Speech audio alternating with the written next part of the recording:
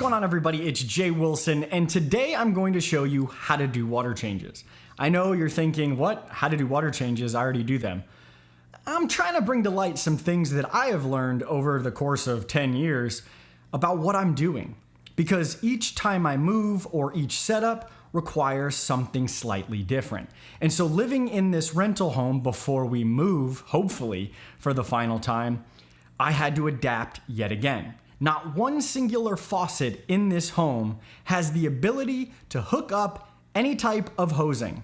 I would have to change the faucet, and while that may be possible for most, it's not possible for me in this rental home. So in this video, I'm going to show you how I do water changes right now, and in hopes bring to light some things that may be different for you if you move.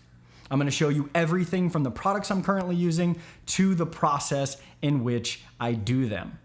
It may be fun, it may not be, but do me a favor. If you're not already subscribed, I would love it if you subscribed. I've got memberships, we've got a ton of fun things that we do, and well, the notification bell, will give you information on when those things are happening. And then leave me a comment. This is legitimate. Leave me a comment about how you do water changes. Do you use any of the same supplies? I'm really curious. So let's do a water change, shall we? Okay, so there are some things that I use now that I didn't use then, right? So let me show you number one, the Python. Well, I just upgraded to the Python recently, but you can use a hose or any other means of moving water through a tube. I also have connected the hook from Python, and it's due to where I'm going. I'm going back into the aquarium, I have it hooked over, and instead of using clamps, you get the idea. That's pretty much it. But I got this attachment. But Jay, you said that you can't attach to a faucet. Well, that's where the next supply comes in. The Ultra Zero from Sicce. It's as simple as Python and screw on. This will drain water up to 1/8 of an inch, I believe. But more importantly, I use it not only to move water from the tub, yep, that's right, but I move it from the aquarium to wherever it's going. And because the weather's not good, this will probably just go down the drain. Handy dandy bucket. Well, you need a bucket, right? Because, well, you don't want all that mess. And some sort of dechlorinator. Now, whether you use Sicce or you use Fritz or you use API, it doesn't matter.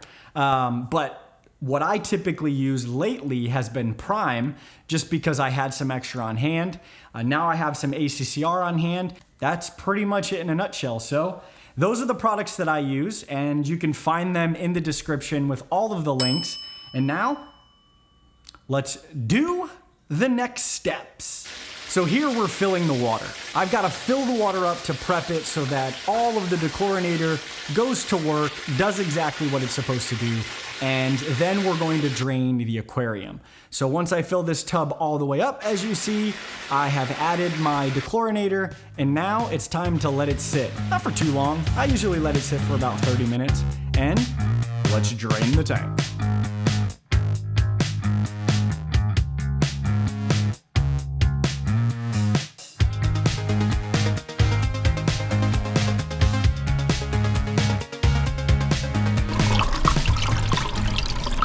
Now I wait till a certain limit, and then what I do is I just power it all down.